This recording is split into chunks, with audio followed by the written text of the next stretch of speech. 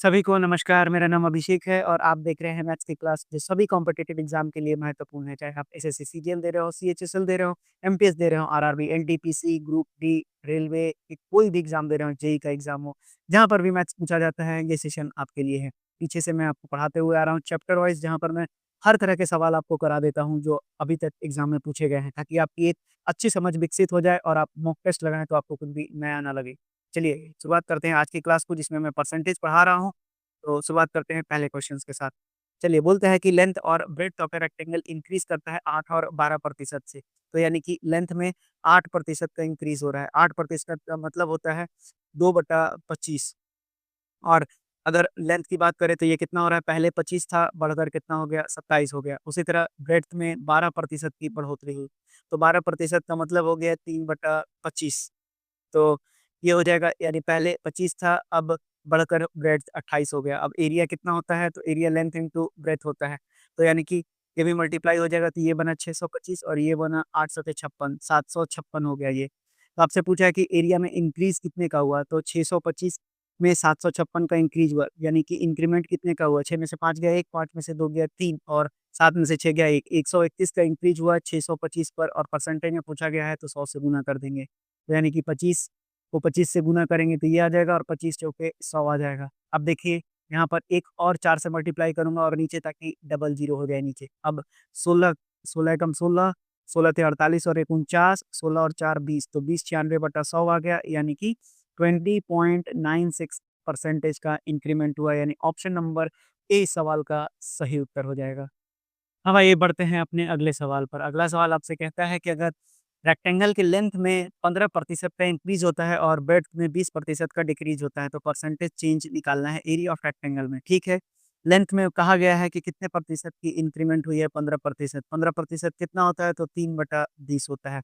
यानी पहले लेंथ 20 था, बाद में बढ़कर 23 हो गया। उसी तरह ब्रेड्थ में कहा गया है कि 20% का डिक्रीमेंट हो रहा है, यानी कि 1/5 हो गया, तो 5 पहले था, बाद में घटकर 1 4 हो गया। अब एरिया दोनों का मल्टीपल हो जाएगा, तो 20 पचे 100 हो गया और 3 चौके 12 और 4 दूना 8 और 1 9 हो गया। तो फाइनली क्या होगा, डिक्रीज़ ही में आंसर आएगा, क्योंकि 100 से 92 हुआ है, यानी 8 का इंक्रीमेंट हुआ 100 पर, और परसेंटेज निकालना है तो 100 से गुना कर दीजिए। तो कितना बचा, 8% का डिक्रीज़ हुआ, ये बात याद रखेंगे, यानी ऑप्शन नंबर सी इस सवाल का सही उत्तर हो जाएगा। अब आइए बढ़ते हैं अगले प्रश्न पे। जो अगला प्रश्न थोड़ा-सा कठिन प्रश्न जैसा है, लेकिन आपको एग्ज़ाम में परेशान करता है। ये सीखिए कैसे बनाते हैं इस सवाल को। बोलता है कि एक इलेक्शन हो रहा है। एक इलेक्शन में 90% जो लोग हैं उन्होंने अपना वोट को कास्ट किया, जिसमें से कि 80% वैलिड था। अब विनर को 60% वोट मिला है वैलिड वोट का। तो आपसे बोलता है कि अगर विनर 64,800 वोट लिया है, तो कितने पीपल ने वोट किया? देखिए, तो मैंने मान लिया कि जो मेरे पास टोटल पीपल थे, वो 100 थे। अब 100 पीपल में कहता है कि 90% लोगों ने वोट कास्ट किया, तो 100 का अगर आप 90% निकालेंगे, तो यानी कि कितना हो जाएगा, 90 वोट हो गया। तो 90 वोट जो है, ये कास्ट किया गया है। अब बोलता है कि अब इस 90 वोट पर 80% जो इसका वोट है, वो ही वैलिड है। अब इसका 80% निकालिए तो 8 9 72, यानी कि 72 वोट आपका क्या हो गया, वैलिड वोट है। मैं 100 मान के बना रहा हूँ क्योंकि मैंने 100 मान लिया। लास्ट में जो भी संख्या आएगी उसको 100 से गुना कर दूँगा, तो वही मेरा आंसर हो जाएगा। तो यानी कि 80%, 72 वोट वैलिड हो गया 100 में।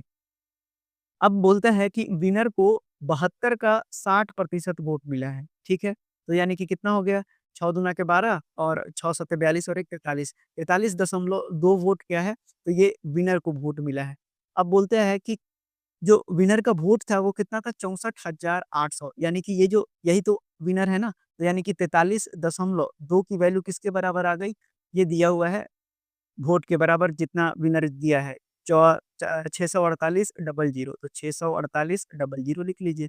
अब इसको सॉल्व कर लीजिए तो इधर चला गया आपके पास डबल 0। अब 100 को अलग कर दीजिए, बाकी को काट लीजिए। 9 से देखते हैं काट कर, क्योंकि 4 3 7 और 2 9 बन रहा है। तो यानी कि 9 तिया 27, 9 चौके 36 और 9 आठी 72। तो यानी कि ये कितना हो जाएगा, 9 सत्ते 63, 9 दूना 18 और 1 शून्य इसमें से लेंगे, ठीक है? अब 12 चौक 48 और ये हो गया 12 छक 72 और 4 से हो गया तो ये हो गया 15।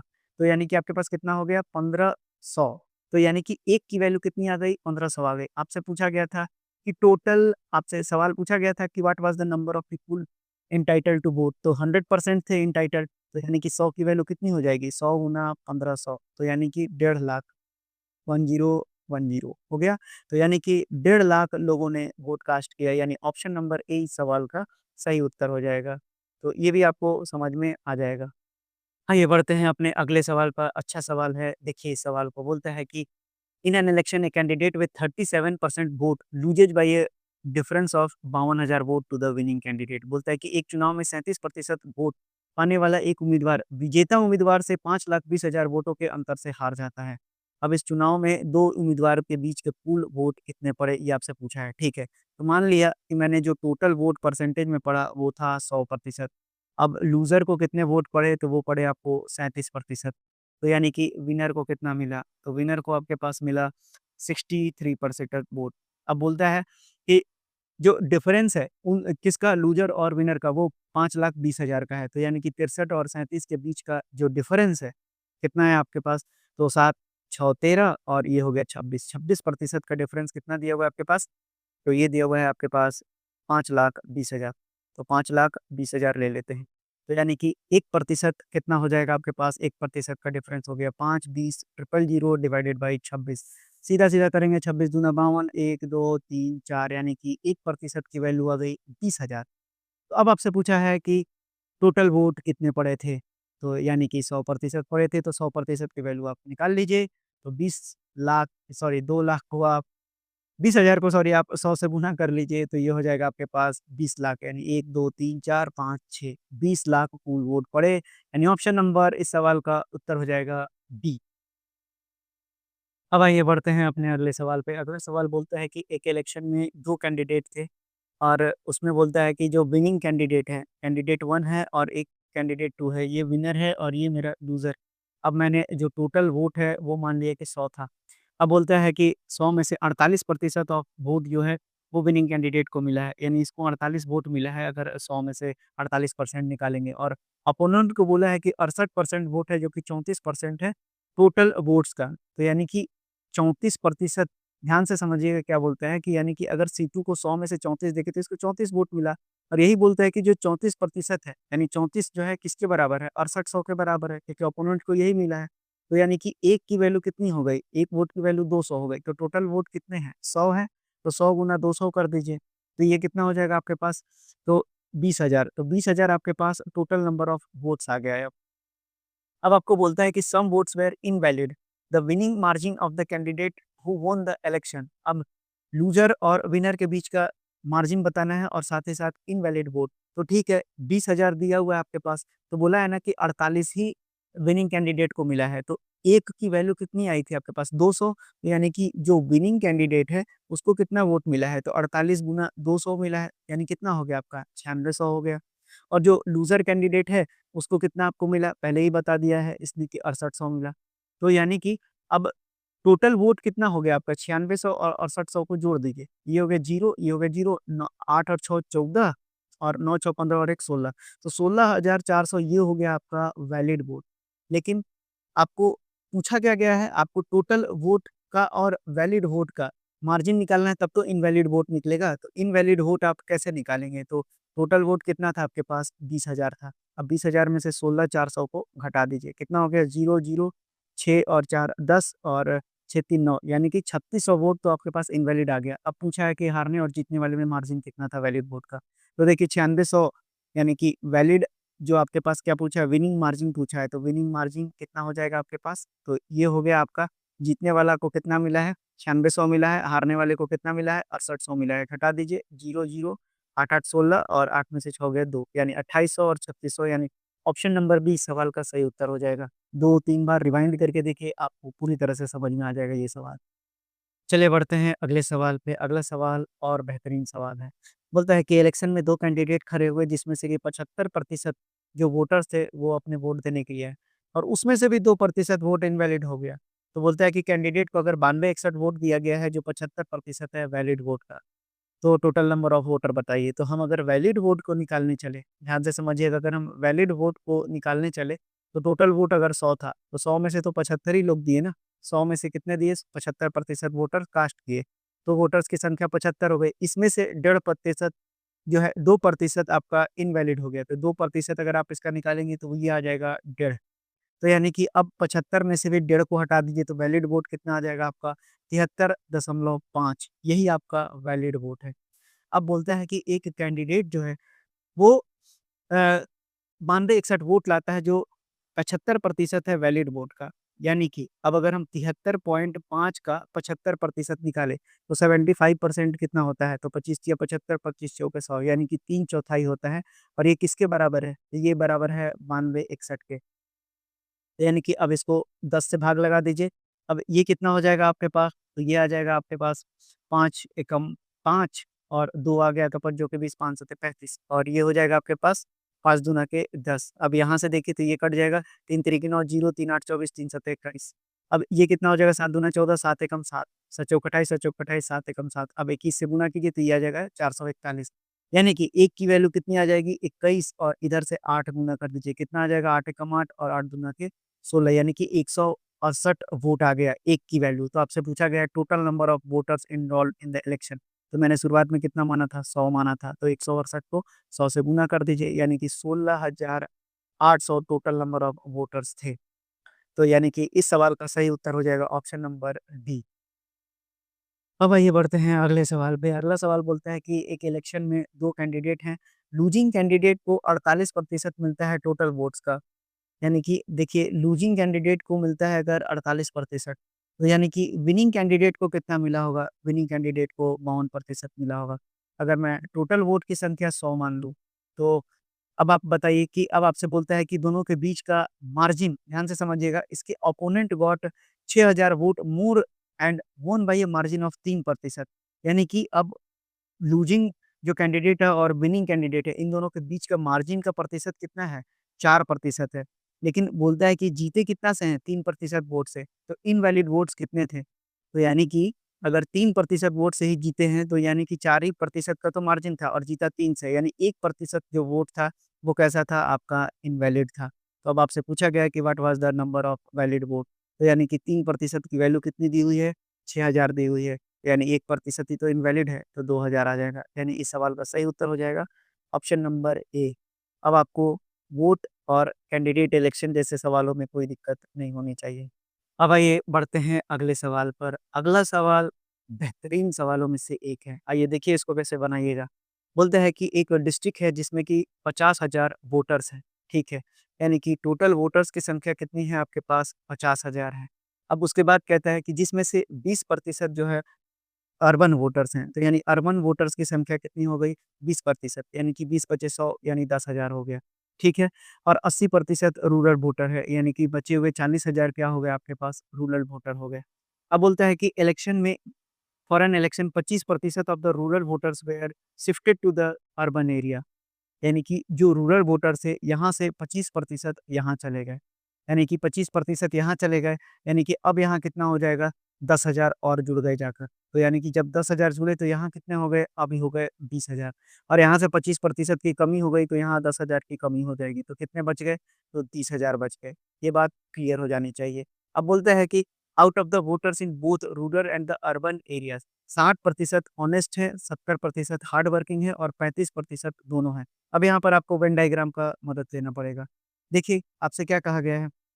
आपसे 3 कंडीशन दिया हुआ है, तो यानी कि जो बीच वाला कंडीशन है वो बोथ है यानी ऑनेस्ट और हार्ड वर्किंग दोनों है। तो आपके पास एक अगर ऑनेस्ट है, दूसरा आपके पास हार्ड वर्किंग है और बीच में दोनों है यानी कि बोथ है। तो आप इसको कैसे वेन डायग्राम में बनाएँगे? तो आपके पास बोथ का दिया हुआ है कि 35% है, तो बोथ का तो 35% है ये हम लिख देंगे। तो यानी कि हार्ड वर्किंग का कितना बचा? तो 60 में से 35 घटा दीजिए तो ये बचा 25% और उसी तरह से आपके पास सॉरी ऑनेस्ट का बचा 25%। अब हार्ड वर्किंग 70 है, तो 35 और 35 70 यानी कि 35% कितने बचे आपके पास? हार्ड वर्किंग बचे। अब आइए सवाल को पढ़ते हैं। तो यानी कि अब बोलता है कि 2 कैंडिडेट हैं ए और बी पार्टिसिपेट किए इलेक्शन में, तो कैंडिडेट बी ने स्वेप्ट किया अर्बन वोट को। अब अर्बन वोट कितना था आपके पास? 20,000 था। ध्यान से समझिएगा 20,000 था आपके पास अर्बन वोट। तो अब मैं क्या निकाल रहा हूँ कैंडिडेट बी के लिए। तो कैंडिडेट बी को कितना वोट मिला? तो 20,000 वोट मिला था, लेकिन ध्यान से रखिएगा कि वोट जो है काउंट कितना होगा? नोटा तो हट जाएगा ना उनको। तो नोटा कितना था? 35%। तो इसमें से आपको 20,000 का 35% हटाना पड़ेगा। तो कितना हो जाएगा आपके पास? तो इसको हटा दीजिए तो ये कितना हो जाएगा आपको 20,000 में से घटा दीजिए 35 गुना के 70, तो ये कितना हो जाएगा आपके पास 7,000 हो जाएगा। तो यानी कि जो कैंडिडेट आपके पास बी है, उनको कितने वोट मिले? तो 13,000 वोट मिले। अब आपसे पूछा गया है कि कैंडिडेट ए को कितना वोट मिलेगा? तो देखिए कैंडिडेट ए को कैसे निकालेंगे? तो देखिए किसने फ़ेवर किया है? तो रूरल वोटर्स ने इनको फ़ेवर किया है। तो यानी कि रूरल वोटर्स में कितने वोट हैं? तो 30,000, और आपको नोटा हटाना पड़ेगा, तो 30,000 में से आप 35% को घटा दीजिए, तो कितना आ जाएगा आपके पास? एक बचा 30,000 और दूसरा बचा 35 तिया 105, यानी कि 10,500। कितना बचेगा आपके पास? ये बचेगा आपके पास 19,500, यानी कि ए को कितना मिला? 19,500 और 13,000 बी को मिला है। यानी ऑप्शन नंबर ए सही जवाब हो जाएगा, लेकिन 17,500 आपको कैलकुलेट करने की ज़रूरत नहीं है। करना है तो भी कर लीजिए। 35,000 टोटल का निकाल दीजिए, तो ये आपका बन जाएगा नोटा। तो 35% ऑफ 50,000 कर दीजिए, तो ये कितना आ जाएगा आपके पास? ये आ जाएगा आपके पास 17,500। तो देखिए, अब सवाल उठता है कि अगर ये सवाल परीक्षा में आ गया है और ज़ाहिर-सी बात है ये परीक्षा में आया हुआ सवाल है तभी आपको कराया जा रहा है। तो अगर आ जाएगा तो आप क्या करेंगे? तो निश्चित रूप से छोड़ देंगे, ताकि आपकी आपके आगे के 8-10 क्वेश्चन छूटे नहीं। अगर समय बचता है आखिरी में दूसरे मतलब ऐसा समय बचाना है, जैसे कि आपके पास 2-4 क्वेश्चन है वो भी आपको नहीं आ रहा, तब इस सवाल को हाथ लगाना है। तब जाकर आप, नहीं तो आप सिलेक्शन से बाहर हो जाएँगे। ऐसे सवाल को अटेम्प्ट सबसे आखिरी में किया जाता है। और अगर समझ में नहीं आया तो इसको 2-3 बार रिवाइंड करके देखिए, आपको क्लियर हो जाएगा। चलिए, तो आप अब आपसे कहता है कि कैंडिडेट ए को कितने वोट मिले? तो ज़ाहिर-सी बात है आप कैंडिडेट ए को कैसे निकालेंगे? तो मिला है इसको रूरल वोट का, तो रूरल वोट कितना है? 30,000 है। तो 30,000 तो वोट मिला है, लेकिन उसमें से नोटा भी तो गया है, तो उसको हटाना पड़ेगा। तो 30,000 में से 35% हटा दीजिए, तो कितना बचेगा? ये आ गया आपके पास 30,000 और 35 तिया 105, यानी 10,500 वोट नोटा में गया है। तो बचा कितना? 19,500 वोट ए को मिला है। तो यानी कि इस हिसाब से ऑप्शन नंबर ए सही जवाब हो जाएगा। 19,500, बी को मिला है 13,000, और बाकी का ऑटोमेटिकली आपको चेक करना नहीं है। 17,500 नोटा में गया है। अगर आपको निकालने का मन है, तो आप निकाल सकते हैं कि आपको कितना मिला है, 35% मिला है। तो 35% निकाल लीजिए आप 50,000 का, टोटल वोट्स का, तो आपको पता चल जाएगा नोटा में कितने गए हैं। तो 35 बचे 175, और ये हो गया डबल ज़ीरो, यानी 17,500 वोट नोटा में गए हैं। वैसे इसकी ज़रूरत थी नहीं। तो अब देखिए, अगर ऐसा सवाल आता है एग्ज़ाम में तो क्या करेंगे? तो छोड़ देंगे। इसको सबसे आखिरी में अटेम्प्ट करना है, और अगर अभी आपको नहीं समझ में आया तो 2-3 बार रिवाइंड कीजिए, आपको समझ आ जाएगा। अब आइए बढ़ते हैं अगले सवाल पर। अगला सवाल बोलता है कि एक कैंडिडेट है जिसको 62% मिला है टोटल वोट्स का, और वो जीत जाता है 35,640 वोट से। तो बोलता है कि टोटल नंबर ऑफ वोट कितना कास्ट हुआ अगर इनवैलिड वोट की संख्या 0 है, ठीक है। तो मैंने मान लिया कि टोटल वोट 100% मिले। अब कैंडिडेट को 62% मिला है जो विनिंग कैंडिडेट है। तो यानी कि लूज़र को कितना मिला होगा? 38%। तो यानी कि अब बोलता है कि जो जीतने वाला कैंडिडेट है वो 35,640 वोट से जीता। इसका मतलब हुआ कि जो विनिंग कैंडिडेट और लूज़र कैंडिडेट के बीच का परसेंटेज है, वही तो 35,640 वोट है। यानी कि 24% वोट की वैल्यू कितनी दी हुई है? 35,640। अब इसको आप सॉल्व कर लीजिए, तो ये हो जाएगा आपके पास 12 दूना के 24। अब ये हो जाएगा 12 दूना के 24 और 11 हो गया, 12 नवा 108, 8, 12 सत्ते 84। अब 2 से काट दीजिए तो ये हो जाएगा 2 एकम 2, 2 चौके 8, 2 अठी 16, 2 पचे 10। अब 1% की वैल्यू आपके पास है 1485, तो 100% की वैल्यू कितनी हो जाएगी? तो 100% की वैल्यू हो जाएगी 100 से गुना कर दीजिए, तो 1485 गुना 100, 14,000, 1485 डबल ज़ीरो इस सवाल का सही आंसर हो जाएगा। यानी ऑप्शन नंबर बी इस सवाल का सही आंसर है।